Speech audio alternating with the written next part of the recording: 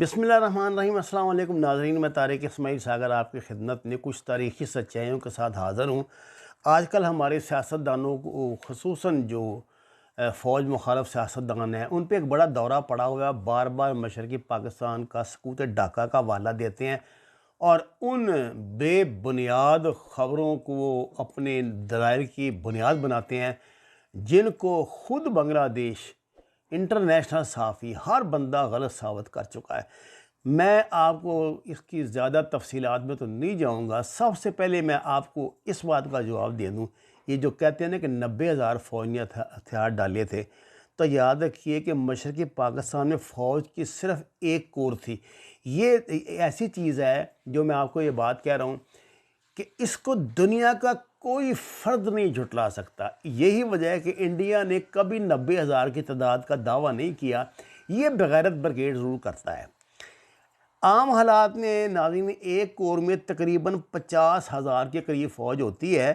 اس میں ٹینکوں اور توپ خانے کے دستے بھی شامل ہوتے ہیں، مگر مشرقی پاکستان میں ٹینکوں اور توپ خانے کے دستوں کی غیر موجودگی کی وجہ آپ جانتے ہیں کہ انڈیا نے ہمارا راستہ بند کر دیا تھا، اور 1200 میل ہمارے پاس اتنی گنجائش نہیں تھی کہ وہاں پہ سمندری یا فضائی راستے سے ٹینکیں اور توپیں بھی پہنچا سکے۔ جو نامکمل سی تھوڑی بہت وہاں چیزیں تھیں، جتنے بھی ہتھیار تھے وہی تھے۔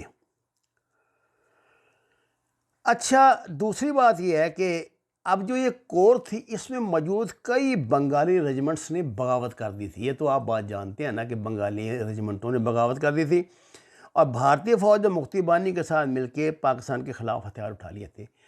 جو سچائی ہے میں حوالہ بھی آپ کا دوں گا۔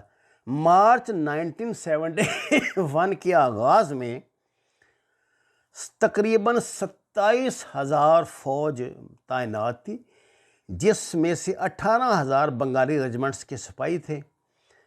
پاک فوج کی بنگالی یونٹس کی بغاوت کے بعد 15 مارچ تک پورے مشرق پاکستان میں صرف 9,000 وہ فوج تھی جس کا تعلق مغربی پاکستان سے تھا۔ بعد میں 2 ڈویژن یعنی تقریباً 25,000 پیادہ فوج صرف اپنی رائفلوں کے ساتھ PIA کے جہازوں میں مشرقی پاکستان بھیجی گئی، اور انہوں نے اپنا تمام توپ خانہ اور بھاری ہتھیار مغربی پاکستان میں ہی چھوڑ دیے تھے۔ ناظرین کرام، 8 ماہ کی جنگ میں اس میں سے بھی کوئی 5,000 کے قریب شہید یا زخمی ہوئے، لہٰذا کسی صورت میں بھی پاکستانی فوج کی تعداد 30-35,000 سے زیادہ نہیں تھی۔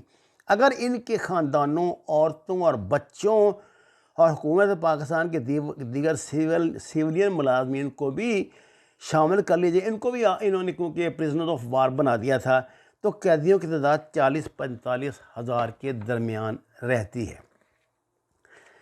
شرمیلا بوس آپ کو پتہ ہے بنگالی نژاد صحافی ہیں، اور یہ آکسفورڈ کی جو ہیں وہ سینئر ریسرچ اسکالر ہیں۔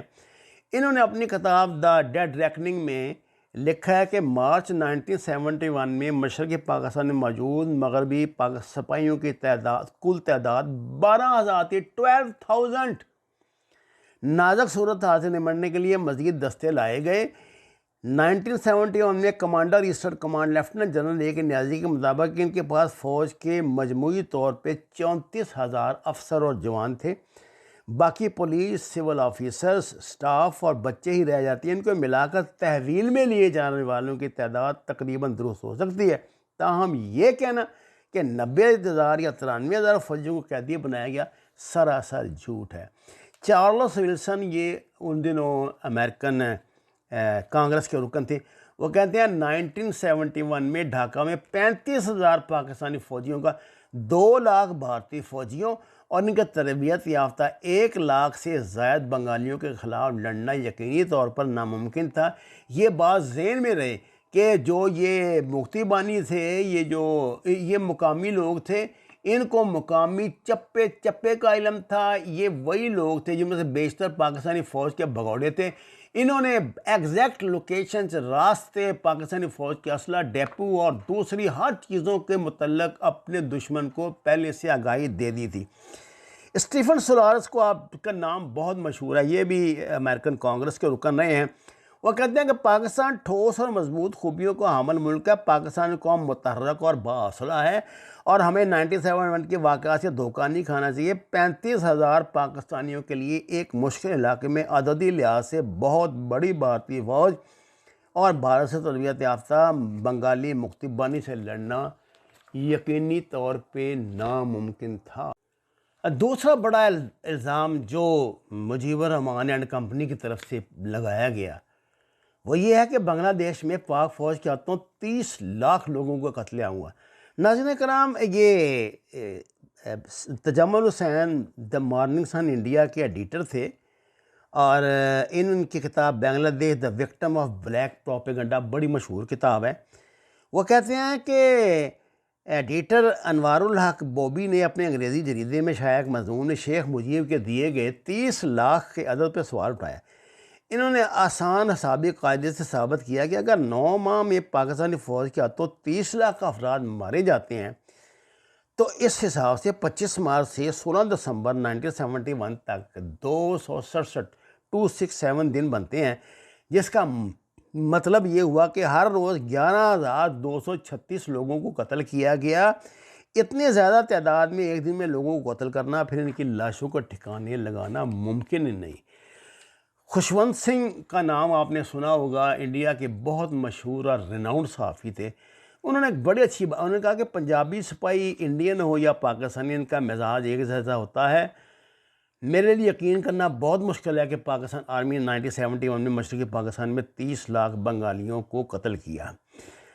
امریکن جو رکن کانگریس ہیں چارلس ولسن، میں نے آپ کو بتایا، انہوں نے کہا کہ 97 میں تعینات 40,000 یا اس سے کم پاکستانی فوجیوں نے 30 لاکھ بنگالیوں کا قتل عام کیا اور 2 لاکھ خواتین کی عصمت دری۔ یہ ایسا سنگین نظام ہے جس کو کوئی گدھا ہی قبول کر سکتا ہے، انسان تو قبول نہیں کر سکتا۔ ناظرین کرام، بنگلہ دیش میں قتل عام ضرور ہوا تھا، لیکن یہ مکتی بانوں کے گنڈوں نے، مکتی باہنی کے گنڈوں نے جو انڈیا کی بنائی ہوئی یہ باغی فوج تھی، پاکستان سے پیار کرنے والے بنگالیوں بہاریوں کا بے دردی سے قتل کیا۔ اپنے جرائم کو چھپانے کے لیے اس قتل عام کا تمام تر ملبہ پاکستانی فوج پہ ڈالا، جو بعد میں غلط ثابت ہوا۔ مجیب اور بھارت کی طرف سے کیا گیا یہ سفاکانہ جھوٹ اتنا بے بنیاد تھا کہ تاریخ میں اس کی مثال نہیں ملتی۔ بنگلہ دیش میں مجیب کا اقتدار سنبھالنے کے بعد مرنے والوں اور گمشدہ افراد کے حوالے سے کمیشن قائم کیا گیا تھا۔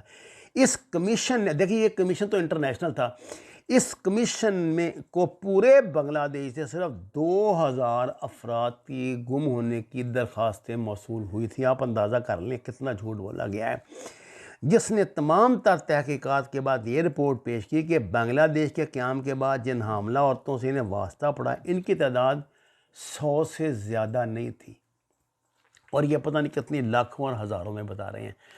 میں آپ کو ناظرین کرام، یہ تو میں نے جو بنیادی کچھ سچائیاں ہیں نا ان کو نگیٹ کیا، آپ کو بتایا ہے کچھ۔ میں تفصیل زیادہ آپ کا ساری اس لیے نہیں کھاتا کہ نہ آپ نے کوئی کتاب دیکھنی ہے، نہ کوئی ریفرنس دیکھنا ہے، لیکن یہ سب باتیں میں نے نام لے دی ہیں، اور یہ آپ کو بہت آسانی سے اگر گوگل میں سرچ ماریں گے تو مل جائیں گی، جس سے آپ کو اندازہ ہوگا کہ جھوٹ کتنی بڑی طاقت ہے۔ اللہ تعالیٰ ہمیں اس سے محفوظ رکھے۔ اب میں آپ کو کل یہ بتاؤں گا، یہ جو مامے بنے ہوئے ہیں جمہوریت کے بڑے، ہر بات میں مجیب الرحمان نے کیا، مجیب الرحمان نے کیا ہوتا تو بنگلہ دیش کے اپنی فوج کو کیا ضرورت تھی کہ وہ اس کے پورے خاندان کو انہوں نے ذبح کر دیا، کتے کی موت مار دیا۔ اور یہ جو یہ لندن میں اس وقت چھپی ہوئی تھی، تو یہ بچ گئی، جو آج کل یہ ان کی ہے وزیر اعظم حسینہ شیخ، جو یہ بچ گئی۔ یہ اس لیے بچ گئی کہ یہ تھے ہی نہیں یہاں، اگر یہ ہوتی تو اس کو بھی وہ صفحہ چٹ کر دیتی۔ اتنی نفرت کیوں آخر بنگلہ دیش کے لوگوں میں اس کے خلاف اچانک پیدا ہو گئی تھی صرف 2 سال بعد؟ آپ کو میں اگلی قسط میں اس کی وجوہات بتاؤں گا، اور آپ کو پھر سمجھ آئے گی کہ یہ پروپیگنڈا کتنی بڑی طاقت ہے۔ وما علینا الا البلاغ المبین۔ ناظرین کرام، درخواست ہے قرآن اور نماز کو ترجمے کے ساتھ جانیے، ہمارے چینل کو سبسکرائب کریں، لائک دیں، سچے سفر میں ہمارا ساتھ دیں۔ آپ کا بہت شکریہ۔